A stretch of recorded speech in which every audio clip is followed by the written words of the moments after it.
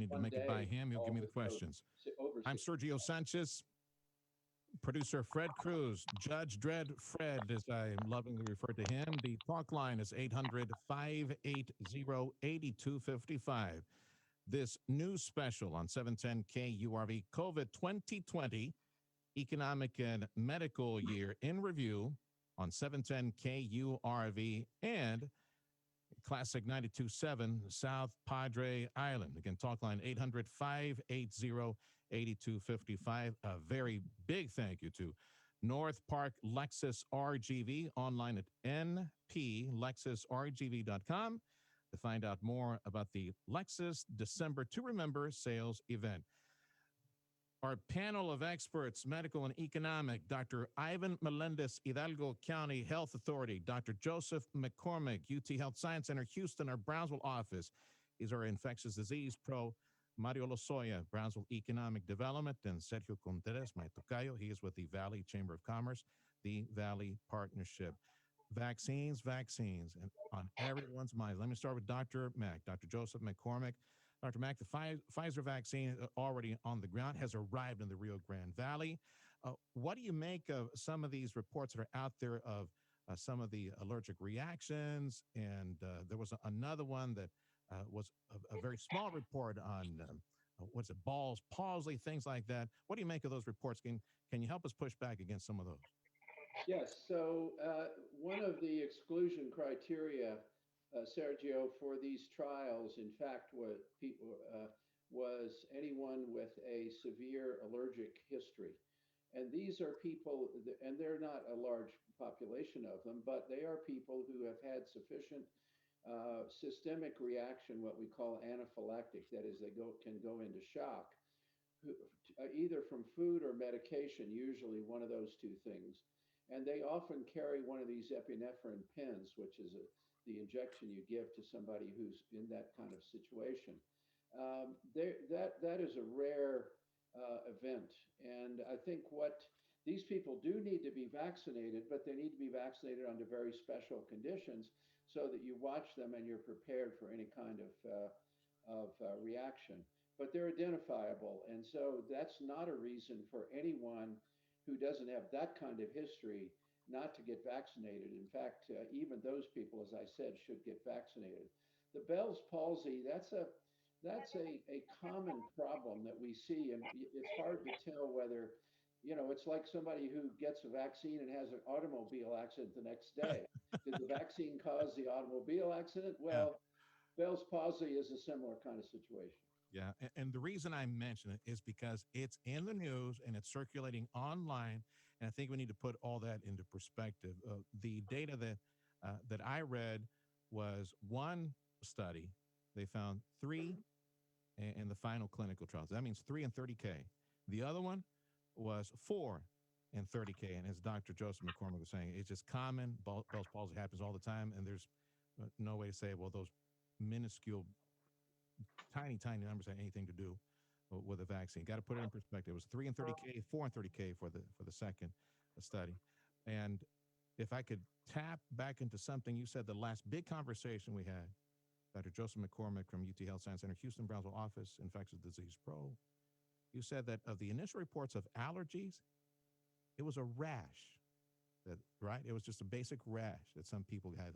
Folks who have like extreme reactions and allergies to other stuff, they got a rash after a small rash. That's right. These two people, this was in the UK, and it occurred when the UK started their regular vaccine program. And these two people who had this history, they did not have a severe anaphylactic kind of going into shock. They had a rash. Now, any physician who sees people with this, knows that that's a fairly common occurrence as well. You guys get the vaccine already there at your office, at the Brownsville office and UT Health Science Center? So we our university in Houston is getting a load of vaccine, and they are prioritizing people. If you're a frontline person, just like in Brownsville or Cameron County or Hidalgo County, you'll get you'll be the first to get it. Those of us who don't look after patients directly or not in front line will get it later. And it's the same kind of of stratification that's happening in other situations. That's Dr. Joseph McCormick, VT Health Science Center, Houston, our Brownsville office, or infectious disease pro. You're listening to a COVID 2020 Economic and Medical Year in Review, new special on 710 KURV and our FM sister station, Classic 92.7 on South Padre. Dr. Ivan Melendez, he is the Hidalgo County Health Authority and also based at DHR Health. And I understand DHR, you guys got what, like 6,000 doses? That's the first wave over DHR. You guys already inoculating frontline workers, right, Dr. Ivan? Yeah, can you hear me? Yeah, I got you, doctor. I finally got you. Yeah, so you got frontline workers at DHR. Right. So, inoculating yeah, I them. heard your question. I just wasn't sure that you were addressing the question towards me. Yes, sir. So a couple things. The answer to your question is yes. Just to piggyback real quick with Dr. McCormick, by God, man, 40 million vaccinations that are readily available. That's 20 million people since they're boosters. And of course, they'll be with the healthcare workers first. So by the time the general population begins to get their inoculation, we're going to have a 20 million set of experiences to really piggyback on. And so even the technology of a messenger RNA and allergies, questionable. And to add to that, let's remember that the UK versus what the Food and Drug Administration did completely different. The FDA, I think, was a lot more reasonable by stating if you're allergic to the vaccine components. So I think allergies, I think both of you all pointed out, is certainly one of the many myths that are holding people back. And as you know, when these vaccinations come out, people have that attitude. The reason Jesus walked on water is because you couldn't swim, right? And so I think people are just looking for reasons to not get the vaccination. And of course, the stratification in the hospitals, including DHR, where it was received yesterday. And this morning, we all got emails about make sure you're on the list and listen up for your managers because you're going to be getting called in. Let's remember that the stratification in public health always goes to those people you have the greatest, largest impact.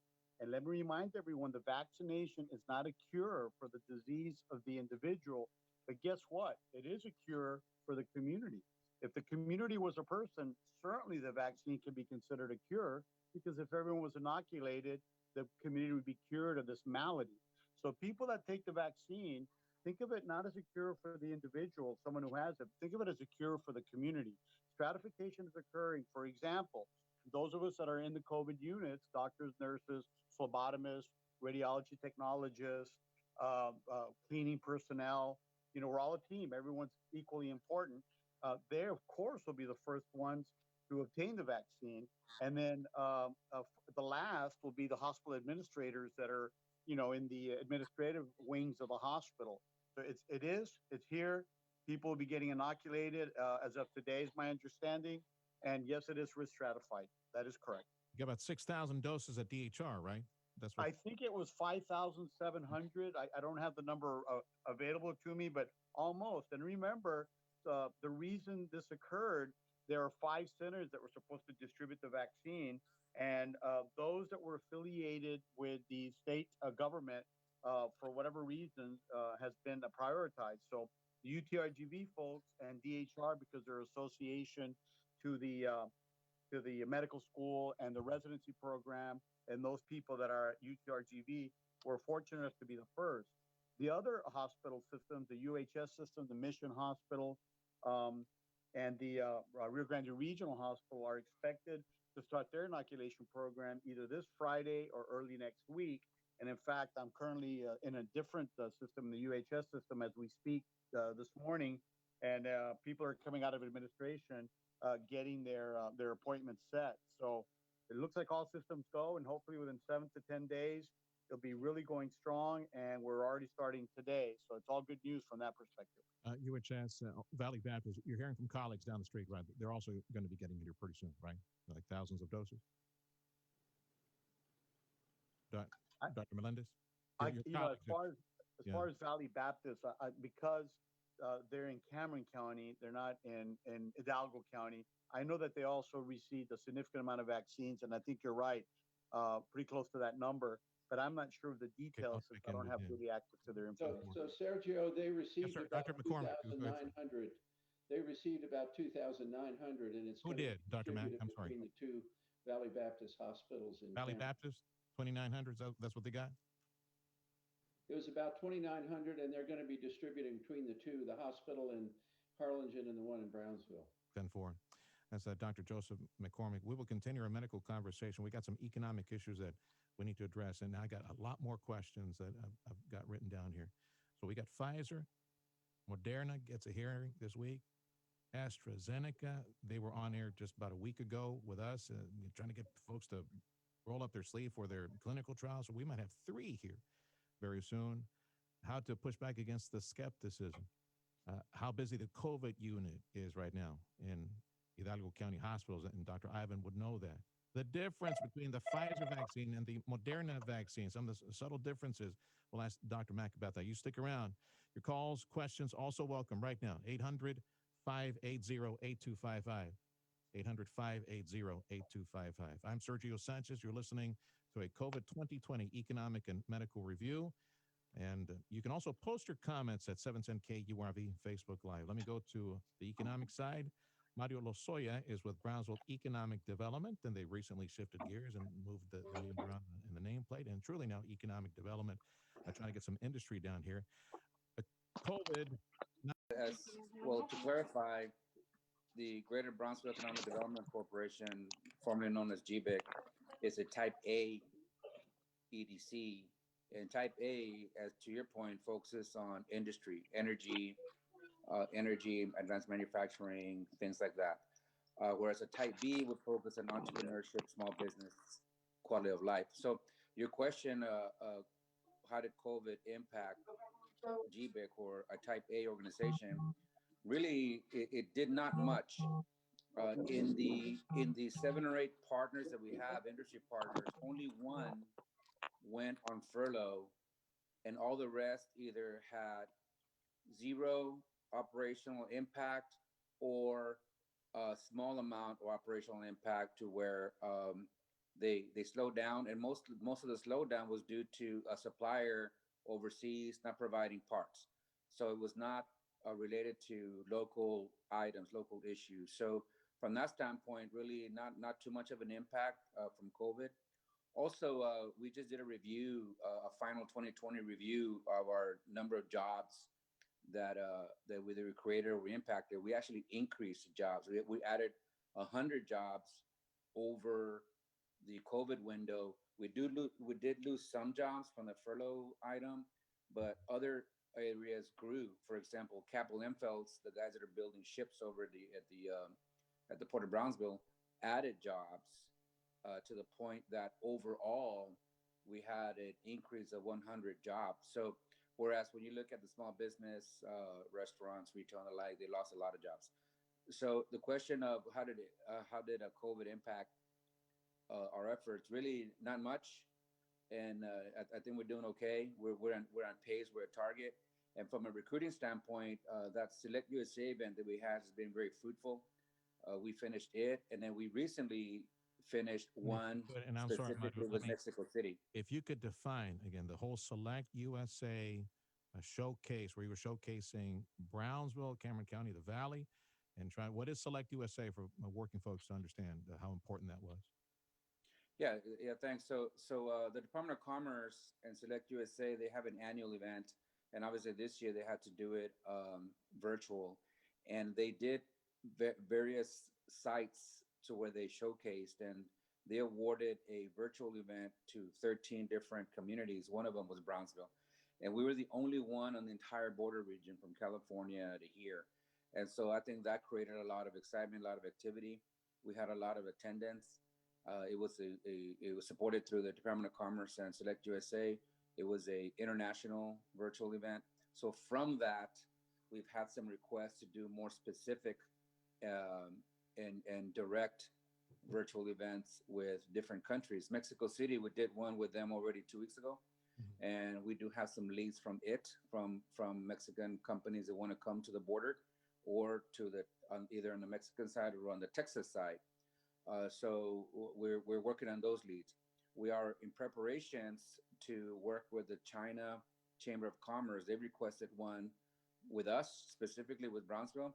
and we're translating our material in Chinese so that we can then do a virtual event with China business men and women that whoever or business owners that want to do business with here in the border region, specifically in Brownsville.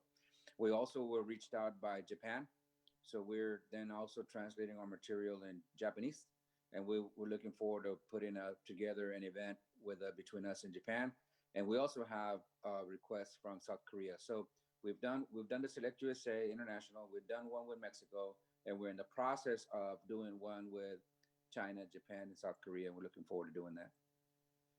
Now that you brought up China, I need to circle back before I go to my tocayo, Sergio Contreras at the Valley Chamber. Let me circle back to Dr. Joseph McCormick. Doc, at the beginning of the pandemic, one of the dominant stories was the lack of personal protection equipment and the breathing machines, and the medical team up at the White House and the president, they galvanized and they shifted industry and assembly lines and started producing all these breathing machines and equipment. Where was it? Who was hanging on to it? Because, well, they had their own sick people to take care of. It was in China.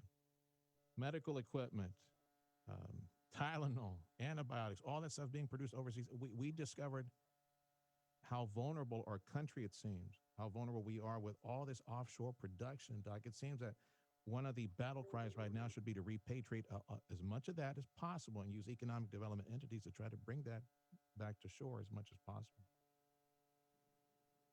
So we certainly were in difficulty at that time. I think that the pandemic continues to be a wake-up call that we have to either have the kind of diplomatic arrangements and trade arrangements with countries, and it's not just China, that produce many of the goods that we depend on, or we have to figure out how to make sure that we have our own production. And I think that is going to be one of the big challenges for the new administration.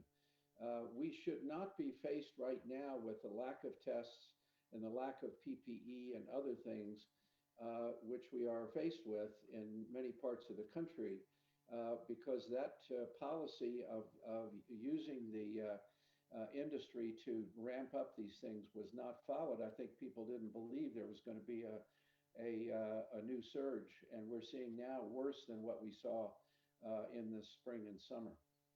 Let me go to Sergio Contreras. He is the director of the Rio Grande Valley Chamber of Commerce, the Rio Grande Valley Partnership. Tocayo, welcome to the program.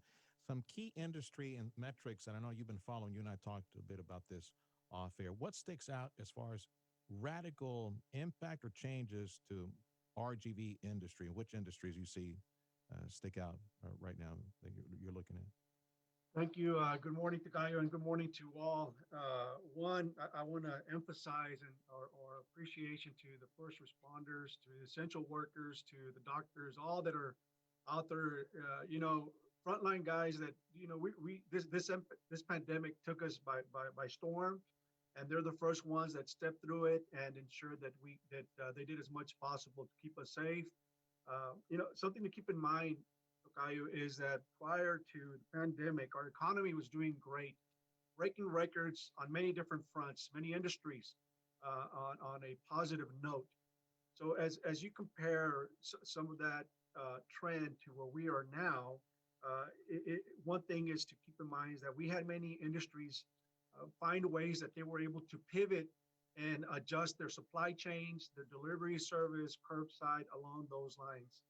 It was a difficult challenge for those industries, such as bars or others that weren't able to stay open, because we knew that our health experts know that it provided a challenge for the spread. Areas of focus. So something to look at, for example, as of sales tax for the Rio Grande Valley. If you look at sales tax, there was a decline in certain months, but year to date, we're about $4 million short of what we were last year. And I'm saying year to date numbers, which is pretty good in the sense that you see positive trends along many cities. And now something else to look at is housing reports. I'll say this. So at the Texas level, looking at the third quarter for 2020, when it came to median price, the sales component of home sales, pricing for homes, At the state level, it was about 8.6% higher. In the Brownsville, in the Brownsville Harlingen area, those median price points went up 16.7%. And in the McAllen Edinburgh Mission area, the median price point went up 10.5%. So what does that mean? It means that housing prices continue to increase. There's a high demand. There's also low inventory for homes. So in some of our members, developers, residential bankers, what they've seen is a higher demand for residential homes on multiple price points. And so closed sales, right? So let's look at closed sales for Texas. They were up Texas was up 18.4%. The Brownsville area was up 38%. And the McAllen area was 26%. When I reference McAllen and Brownsville, I'm referring to the MSAs. Mm-hmm. So there's been a significant increase there. So one of the things that we want to stress is the importance of understanding that COVID is still here with us, understanding that we still need to continue to shop local and also shop safely. You saw the trends where the non-essential travelers from Mexico pretty much not able to come and shop here in our communities. However, it's been great to see that our own residents have continued to shop here locally at Home Depot, buying some medical supplies that people wouldn't buy before. So it's good to see that, although there are concerns as Mexico, the border's not open.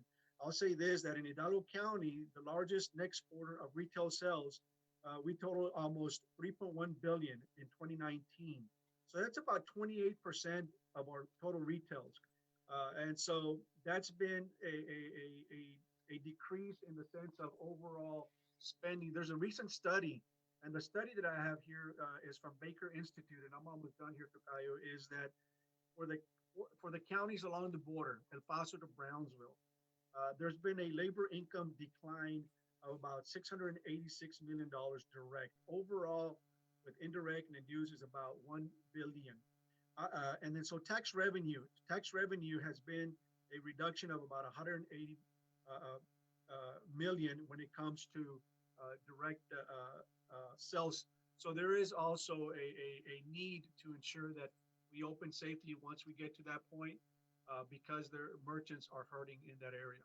That's Sergio Contreras. He is the president, Rio Grande Valley Partnership. And when I come back with you in a few minutes, Tocayo, I want to ask you about a cause I know you're going to champion in the next legislative session, 2021, sales tax that is being sent back to distributions in San Marcos or Houston, like the big Amazon places or the big warehouses. Some of these places are getting the sales tax versus the local community that sold that stuff online. I know that's something that's near and dear to your heart, and I want you to share what the game plan is for 2021 legislative session as we continue that fight to try to secure those tax dollars. If you were charged sales tax for something you bought at Amazon or online in Brownsville, well, Brownsville City Hall should be getting that sales tax. That's coming up on this news special. We're looking at 2020 COVID economic and medical review. Your questions, comments, welcome. 800-580-8255. A very big thank you to North Park Lexus RGV for the special news program. At North Park Lexus RGV, we embrace posted pricing. It's our approach to transparent pricing and making what the car buying experience is supposed to be, fun. We value the guest experience. Whether you're looking at a brand new Lexus or a pre-owned vehicle, we invite you out to see what it's all about. Visit us in person or online at nplexusrgv.com. Come see what posted pricing is all about. Take advantage of this amazing offer on the Lexus RX. Fox News, I'm Chris Foster. Congressional sources tell Fox an agreement on more coronavirus financial relief could come together today There's also an overall spending bill to get done. Talks are expected to resume on massive spending deals, $1.4 trillion to fund the government beyond the end of the week, as well as long-awaited coronavirus relief. Negotiators have been stuck on liability protections for businesses and aid for state and local governments. It's unclear whether a relief package would include another round of direct payments to many Americans. Fox's Rachel Sutherland. A winter storm could delay some deliveries of coronavirus vaccine in the mid-Atlantic and Northeast. They're keeping it in storage should there be any weather delays. UPS said they have a health command center now in Kentucky and that they, quote, have contingency plans should it appear that a package like a vaccine may be delayed. Fox Business Network's Christina Partsenevelis. America's listening to Fox News. Covering the Valley and the entire world on the World Wide Web. Log on, KURV.com. News Talk 710 KURV. Merry Christmas from all the crew at News Talk 710 KURV. Please remember our needy families in our community. Salvation Army, every single day doing God's word. Can you please put something in the red kettle for the Salvation Army office? SalvationArmyTexas.org is the website. SalvationArmyTexas.org/McAllen. And if you see a red kettle in the community, put a little something extra in there, because as you can imagine, like everybody else, they're far behind when it comes to all the fundraising. And yes, they don't have the kettles out there because of lack of volunteers. SalvationArmyTexas.org/McAllen. You're listening to a special news program on News Talk 710 KURV COVID 2020 Economic and Medical Year in Review. I'm Sergio Sanchez. You're listening to 710 KURV online Facebook. And our sister station, Classic 927 FM, South Padre Island. My guest today, Sergio Contreras, Rio Grande Valley Partnership, Mario Lozoya, Brownsville Economic Development Office. Dr. Joseph McCormick from UT Health Science Center, Houston, our Brownsville office, our infectious disease pro. Dr. Ivan Melendez, he is the Hidalgo County Health Authority. Dr. Ivan, how we doing on the COVID floors? What's the status? And I'm really happy to report that yesterday I had an event that I don't usually enjoy very much, and that I actually sent 3 people home that had been in the hospital for several weeks with positive for COVID and with real extensive pneumonia. So yesterday was quite a celebratory time because these were 3 successes. I will tell you that back in July and August, we had a lot of people that were not going home. Our mortality rate was close to 5%. Our mortality rate now is closer to 2.5% as opposed to closer to 5%. So we've come a long way in getting people home. Our admission rates, of course, have gone down 85%, 80%, but our ICU rates and our very sick people rates have only gone down maybe 65 to 70%. So in the past, when we had 1,200 people in the hospital, 300 might be in the ICU. Maybe 250 might be in the ICU. Currently, when we have, say, 200 to 220 people in the hospital, we still have 80 in the ICU. What that means that in the hospitals, we're seeing sicker patients that are coming in as compared to before, but sicker defined by their needs for oxygen, high levels, supplementation, etc. But I believe that thanks to early use of plasma, monoclonal antibodies, antivirals, and steroids, and delaying mechanical intubation, I think this has resulted in a much higher success rate as far as survivability. Maybe not necessarily as far as sequela. We're still having people going home that are far from their baseline health. But the good news is that there are more people that are being successfully discharged home, that our hospitalization capacity has a good, healthy access currently, that our knowledge has improved, that we're not having any difficulty obtaining any type of supplies to support. The bad news is that we expect the trend of more people getting sick and more people coming to the hospital at least through the end of this month, which of course leads me to my last comment, which is that this vaccine could not have come at a better time. Mm-hmm. And so in this dark cloud, we see a bright light at the end. Another thing worth noting, Dr. Ivan Melendez, Hidalgo County Health Authority, mercifully, right, the post-Thanksgiving surge, it didn't happen, right? You only saw like a little bump. It's safe to say now that we didn't see another tsunami post-Thanksgiving. Well, you know the history, as you know, you get exposed 1 to 3 days later, 3 to 5 days later, usually 3 to 5 days later, as late as 10 days, you start seeing symptoms. So if we assume that the typical Valley person 3 days later starts getting mild symptoms, by day number 7, you can't explain it away anymore. And by day number 10, you're on your way to the hospital, then you're right. 2 to maybe 3 weeks after Thanksgiving, we should have seen a significantly higher spurt. We have not. That doesn't mean, however, that those people that came together for the holidays did not get infected and did not get sick. I want to make sure that people that are preparing for the Christmas holiday take that in mind, that we don't have the appropriate tool to be measuring all those people that are estimated to 6 to 7 times more than are reported, of those people who are actually got the disease but didn't get tested, or got the disease and weren't sick enough to be admitted. So we should be thankful that they're not in the hospital as much as we expected, but we should not be overconfident that it didn't happen. That's Dr. Ivan Melendez, Hidalgo County Health Authority. Do me a favor, Doc, put that screen on mute if you could do me a favor. I know he's a busy man. He's on the clock right now. He's getting calls from the hospital all the time. Let me go back to Dr. Joseph McCormick. So if we take, by the way, and I would imagine it has to be an intelligent guesstimate, Dr. Mack, the percentage-wise, the population that has been infected already has some type of COVID antibody coursing through their veins, or maybe dealing with that. What would you say it is right now, realistically, Dr. Mack?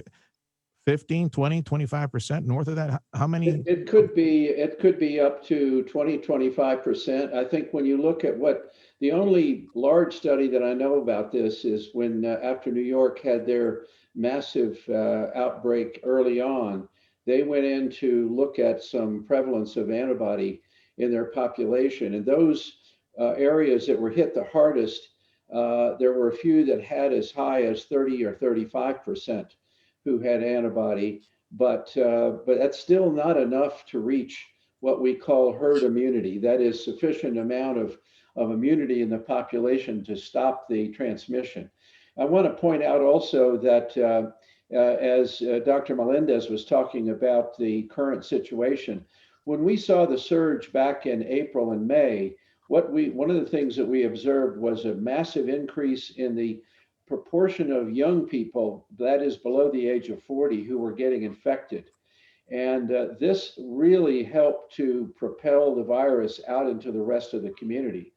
We're still seeing nearly 60% of people who are being reported now who are under the age of 40, but we're not quite seeing the level of hospitalization that we saw before. And maybe that's because we are seeing our older people being much more careful about getting exposed. I hope that's the case. Between those infected and recovered and folks who are rolling up their sleeves and getting shots here, being vaccinated, what's the percentage we need to cross to say, okay, we've reached herd immunity in any community? Based on this virus and its ability to transmit, it's much more like what we learned about measles many years ago. And it's going to require at least 70, maybe 80% of the population to be immune before we can say that that it will stop the transmission, or certainly reduce the transmission to a much lower level. And so that means an awful lot of people, 330 million people. That means that we'll have to vaccinate well over 200 million people in order to really achieve herd immunity. Now, it depends. If you're in the rural areas and you've got a more sparse population, transmission is a little bit slower, so we might have herd immunity at a little lower level. But in the cities, for sure, we need about 70%. That's Dr. Joseph McCormick, UT Health Science Center, Houston, our Brownsville office. 2 questions. And by the way, we appreciate your calls and questions. 800-580-8255 And I know Zach is monitoring our Facebook Live broadcast on 710 KURV Facebook. If he sees an interesting question, I know he'll text it to me. How quickly, Dr. Mack, how quickly does this coronavirus thing evolve? And I'm going to latch the next question on because I think they're kind of related. Will we need to take a vaccine yearly or bi-yearly or something like that in order to ward it off? So I'm not sure I understood exactly the first question, but I can say that You know how like the flu, you get a new strain of the flu. I think that's what they're asking. Yeah, no, we don't have evidence for that. We know, however, that these viruses, this family of viruses, mutates a lot, and I won't go into the scientific weeds why that occurs, but we know it occurs. And there was a mutation that occurred in Italy some time ago that was associated with an increase in transmissibility. But we've not seen despite a lot of mutations, we've not seen one that we would think would escape the vaccine. The reason we get annual flu vaccines is because flu mutates, and and our immune system that reacted to last year's vaccine no longer works against the next year. We don't know that that's going to be the case here. We don't think so, but time will tell us. In the meantime, the vaccine does seem to work against all of the strains that we know about with COVID. And so I think we can be confident that at least for now, one of the other issues, the level of mutation depends a lot on the spread of virus. If we dramatically reduce the spread of virus, that means we get a lot fewer viruses that are replicating and a lot lower chance for mutations. Yeah. So that also will play a role in whether we see future viruses that mutate and we need a new vaccine. The good news about this RNA vaccine, though, is that it puts us in a situation where we can make a vaccine really fast. And that's been one of the big issues with this vaccine. Heard some colleagues in North Texas and media that were commenting on this. They said that the Pfizer, and there's the gist of it, the way I understood it.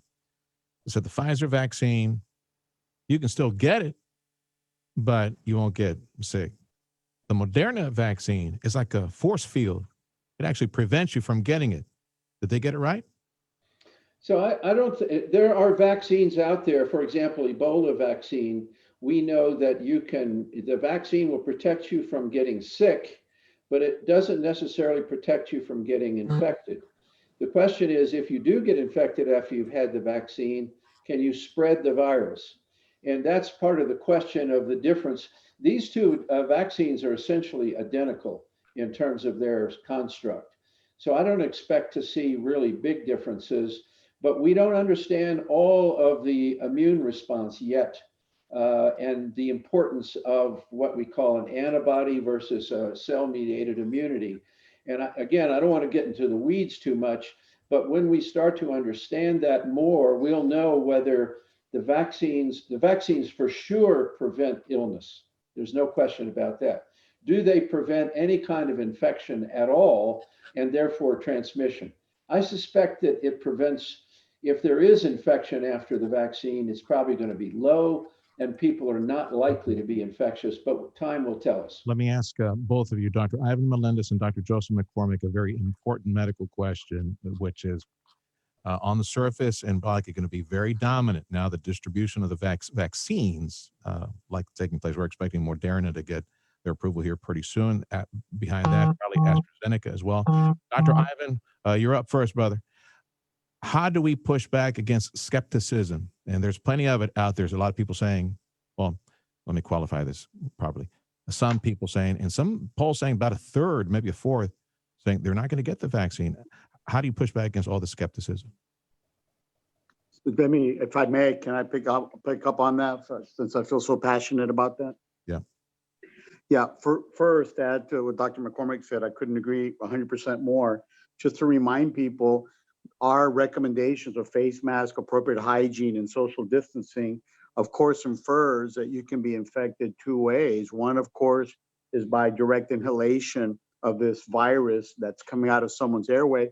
But let's remember, we wash hands and we also keep distances because we can serve as fomites. The virus can also, for unknown, but probably limited time can be on somebody's hands or somebody's shoulders. So if I'm working in the COVID unit and I behave irresponsibly, or if I've had the vaccine and I'm out in the community and I have to be in contact, if I have it on my lab jacket, if I have it on my hair, if I'm carrying it, certainly there's at least a theoretical possibility that even though you're vaccinated, you can serve as a fomite or as a vector to transfer this vaccine. So I feel very strong that people, even if they're vaccinated or had disease, need to assume they can still infect people, even if they're not directly acutely infected or acutely ill is a better way of saying it.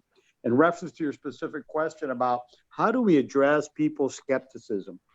And I think Dr. McCormick would agree, and I think most of the healthcare field agree, the following. Number one, it's a little bit irritating to think that there's such a large group of people that know that they're walking into a beehive. They know that when they walk into the COVID units, they're going to be exposed to it. And they know that when they go home, there's a real chance that your family can get exposed to it. And even with that knowledge, people are still willing to put themselves and their loved ones at risk by going there and rendering care. And some of us have died, and all of us have known doctors and nurses and frontline workers that have perished. And it's somewhat frustrating to hear the people who are skeptic say the following: I'm not getting the vaccine until I know it's safe. I'm not going to give it to my husband. I'm not going to expose my mom to it because I'm going to wait until there are more people that have gotten it to see how it goes. In addition, if everyone gets vaccinated, those of us that don't will benefit from those who did and not share in the risk because herd immunity will occur. So, I find that everyone has a different approach to it, morally and ethically, but I find that somewhat distasteful that I agree, you're not willing to go out and serve those people that are treated with COVID. But what I don't agree with is the idea is that let someone else take the risk and I'll take the benefit. Directly, what can we do to minimize the skepticism? As always, and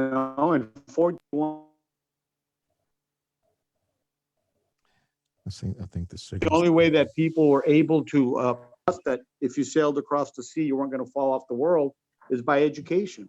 And so a lot of us get frustrated with the same message over and over and over, falling on deaf ears as we get home at 2:00 in the morning, or as we drive around at noon and see everyone out and about. But we as public officials, as healthcare policy people, as professors, as media folks, those of us that are on the panel today as business folks, with those positions and with that visibility comes a responsibility not to give up and to continue educating people, because knowledge is power. And that's our job, both Dr. McCormick and the business folks and myself and you all, to get that message out. We need to continue to educate and give knowledge, because once people are smart. Once they hear the information, then they make the appropriate decisions. Dr. Mack, Dr. Joseph McCormick, UT Health Science Center, Houston, Brownsville. By the time the general population, anytime the general population who might be skeptical about this, by the time they qualify to get it, everybody on the front line, including cops and sheriff's deputies and teachers, by that time, everybody would have gotten it. So maybe skepticism won't be that steep a hill to climb by mid-year next year. We can always hope, Dr. Mack. Well, I think it means we can transmit it out to those who it doesn't keep those people who are older and with underlying conditions from getting infected. I think there are two big areas that we need to focus on to try to educate people, as Dr. Melendez has said, but educate through demonstration. One is to be sure that all of the leaders, the political leaders, the business, the health community leaders demonstrate publicly that they're getting the vaccine. And that starts also with our president-elect. All of those people need to demonstrate that. We also need to emphasize the fact, Sergio, and I think this is where the media can really help as well.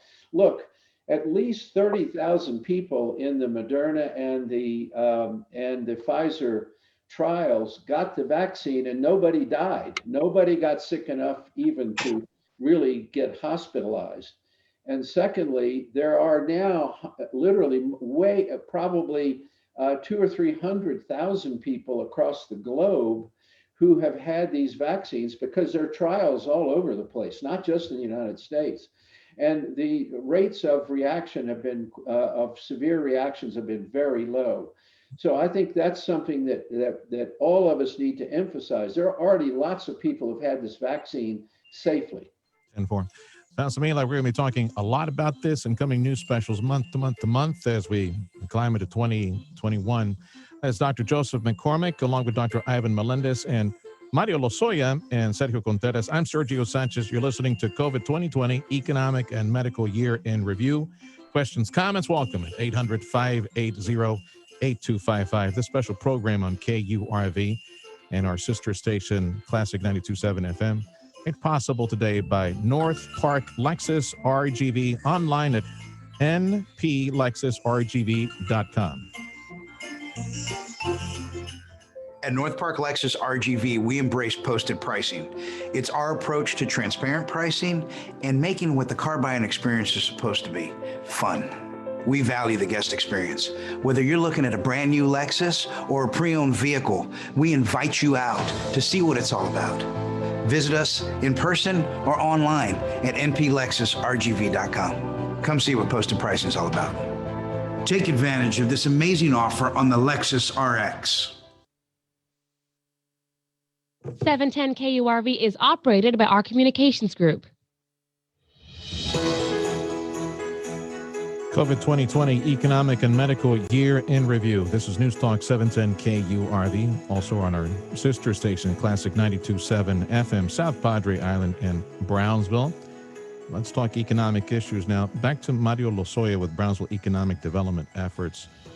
I'm sure you're chomping at the bit, Mario, to get back to face-to-face recruitment. Part of that will require international travel again. And part of that may require that people show up at the airport with proof of vaccination. I got my little vaccination card. I don't know how that is going to work out. But what are you thinking? Like mid-year 2021, maybe late 2021, maybe the next Select USA event could be face-to-face at the end of 2021. What do you say?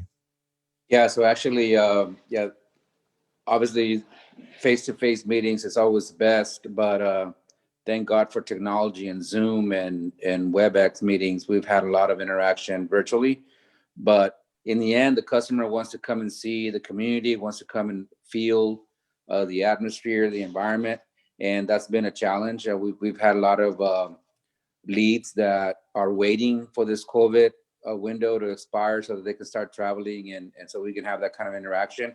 I don't know. I think listening to the doctors and their information and their input, we're looking middle of next year, before we start having a back to normal condition.